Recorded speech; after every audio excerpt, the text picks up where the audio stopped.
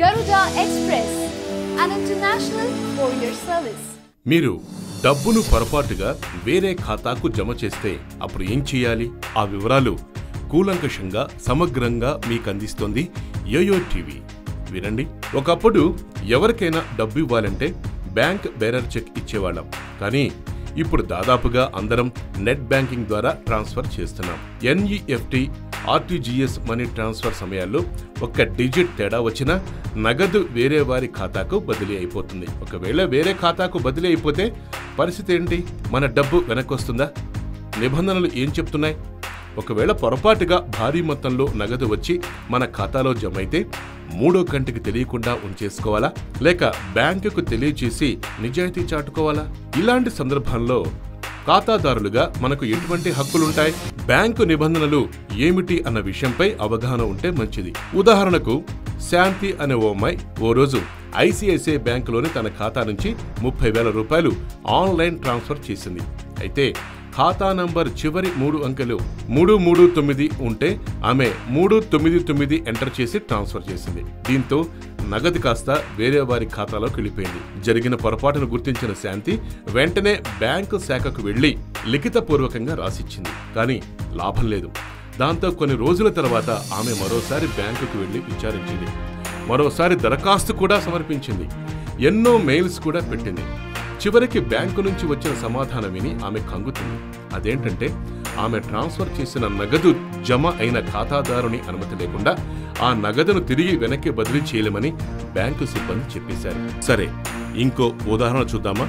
గిరి తన సోదరి కార్తీక పుట్టినరోజు సందర్భంగా ఆమెకు కానుకగా హెచ్డిఎఫ్సి బ్యాంకు ఖాతా ద్వారా ఆన్లైన్లో 1,00,000 రూపాయలు ట్రాన్స్ఫర్ చేశాడు. ఖాతా నంబర్లో ఒక అంకె పొరపాటుగా ఎంట్రీ అయిపోయింది. దీంతో ఆ నగదు కార్తీక ఖాతాను చేరలేదు, బదులుగా వేరే ఖాతాకు వెళ్లిపోయింది. చరణ్ బ్యాంకుకు వెళ్లి విచారిస్తే విషయం అప్పుడు తెలిసింది. బెనిఫిషియరీ డీటెయిల్స్ ను యాడ్ చేసుకుని పంపించాను.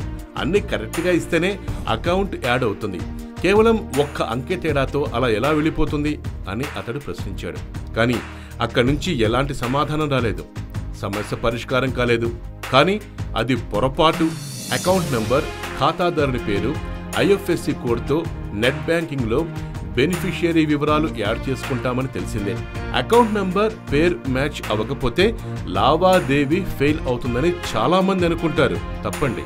కానీ ఆర్బీఐ మార్గదర్శకాల ప్రకారం నగదు ట్రాన్స్ఫర్ కు ఖాతా నంబరే ముఖ్యం. ఖాతాదారుని పేరు, ఐఎఫ్ఎస్సి నంబర్ అనేవి బ్యాంకు తరపున చెక్ చేసుకునేందుకు ఇచ్చే అదనపు సమాచారం మాత్రమే. ఇది అందరూ ఖచ్చితంగా గుర్తుపెట్టుకోవాలి. ప్రతి లావాదేవీ సమయంలో ఖాతాదారుని పేరు, ఐఎఫ్ఎస్సి కోడ్ను కూడా మ్యాచ్ చేసి చూడాలని ఆర్బీఐ బ్యాంకులకు సూచించింది. అయితే కేవలం సూచన మాత్రమే, ఇది తప్పనిసరి మాత్రం కాదు.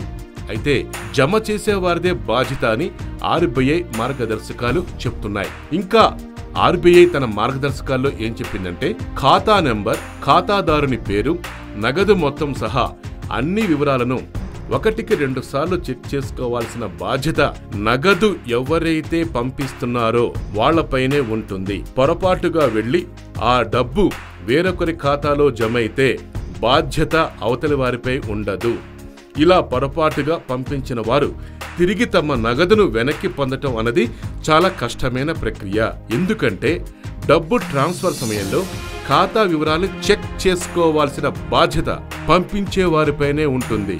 అయితే పొరపాటుగా వేరొక ఖాతా నంబర్ ఎంటర్ చేసినట్లయితే నిజానికి ఆ నంబర్పై ఎలాంటి ఖాతా లేకుంటే మాత్రం అప్పుడు ఆ డబ్బు వెనక్కి వచ్చేస్తుంది. ఒక్కోసారి ఐఎఫ్ఎస్సి కోడ్లో తప్పు ఉన్నా కూడా లావాదేవీ ఫెయిల్ అయ్యి నగదు వెనక్కి వచ్చే అవకాశం ఉంటుంది. ఇలా ఫెయిల్ అయిన లావాదేవీల నగదును బ్యాంకులు తిరిగి ఖాతాలో జమ చేస్తాయి. ఒక్కోసారి ఆర్టీజీఎస్ సస్పెన్స్ అకౌంట్లో కూడా ఉంచవచ్చు. అప్పుడు ఖాతాదారులే స్వయంగా ఫిర్యాదు చేసి మళ్ళీ క్లెయిమ్ చేసుకోవాల్సి ఉంటుంది. మరి పొరపాటున వేరే అకౌంట్లోకి డబ్బు పంపిస్తే పరిష్కారం ఏంటి అనేదిగా మీ డౌట్. సరే వినండి. ఒకవేళ పొరపాటుగా వేరే ఖాతా నంబరుకు డబ్బు వెళ్ళినట్లు గుర్తిస్తే వెంటనే బ్యాంకుకు సమాచారం అందించాలి. అప్పుడు బ్యాంకు సిబ్బంది బెనిఫిషరీతో మాట్లాడి జరిగిన తప్పిదాన్ని వివరిస్తారు. అంటే ఎవరి ఖాతాలో డబ్బులు వెళ్ళాయో వాళ్లతో మాట్లాడి వాళ్ళకి అసలు విషయాన్ని చెప్తారు. పొరపాటుగా జమైన ఆ మొత్తాన్ని రివర్ట్ చేసుకునేందుకు అనుమతి కోరుతారు. వారు సరేనంటే సమస్య పరిష్కారమైనట్లే. ఒకవేళ మీ సొంత బ్యాంకు శాఖ మేనేజర్ సరిగా స్పందించకపోతే ఆ నగదు పొరపాటుగా క్రెడిట్ అయిన బ్యాంకు శాఖను సంప్రదించాలి. Account statement, passbook, ID, address proof అన్ని వెంట తీసుకెళ్లి జరిగిన సందర్భాన్ని వివరించడం ద్వారా సాయం పొందవచ్చు. కానీ కొంతమంది మాత్రం డబ్బును వెనక్కి ఇచ్చేందుకు ఒప్పుకోరు. అప్పటికే ఖర్చు కూడా చేసి ఉంటారు.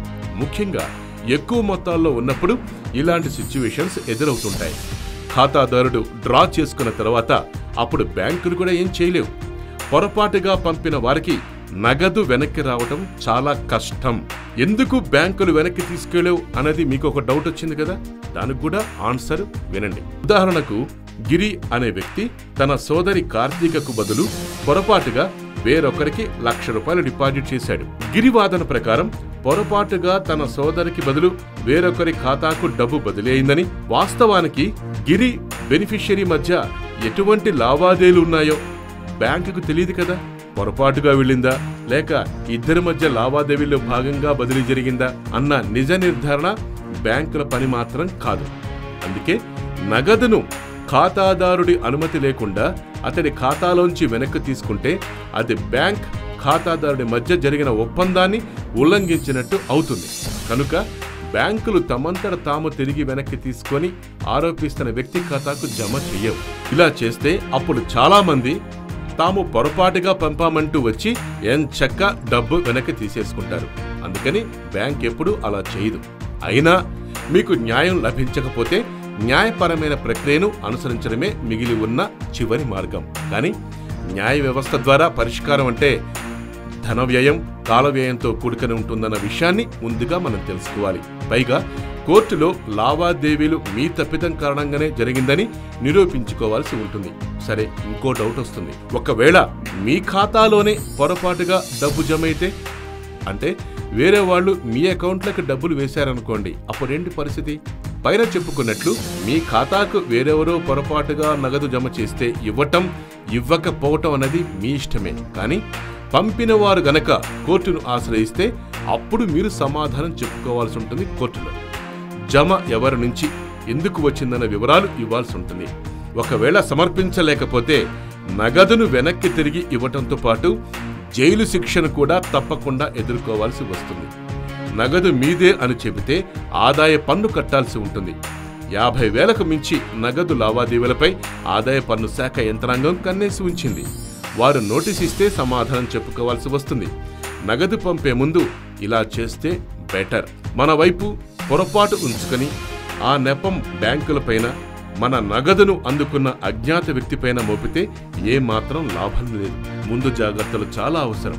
నెట్ బ్యాంకింగ్ లావాదేవీలకు సంబంధించి బెనిఫిషియరీ ఖాతా నెంబర్, ఐఎఫ్ఎస్సి నంబర్లను యాడ్ చేసుకునే సమయాల్లో 1-2 సార్లు క్రాస్ చెక్ చేసుకోవాలి. సాధారణంగా ఖాతా నంబర్ను ఎడమ వైపు నుంచి కుడి వైపునకు చదవటం మనకు అలవాటు. అయితే నగదు లావాదేవీల సమయంలో ఖాతా నంబర్లను ఒకసారి కుడి చేతి నుంచి ఎడమ వైపునకు చదివి క్రాస్ చెక్ చేసుకోవటం మంచి విధానం. దీనికంటే ఉత్తమమైనది ఏమంటే ముందు అకౌంట్ డీటెయిల్స్ యాడ్ చేసుకుని ఎన్ఈఎఫ్టి లావాదేవీల్లో కేవలం ₹1 మాత్రమే మొదటిసారి ట్రాన్స్ఫర్ చేస్తుండాలి. అది అవతల వ్యక్తి ఖాతాను చేరిందా లేదా చూసుకొని అప్పుడు అసలు మొత్తాన్ని కావాలనుకుంటే ఎన్ఈఎఫ్టిలోను లేదంటే ఆర్టీజీఎస్లను పంపించుకుంటే చాలా మంచిదని నిపుణులు అంటున్నారు.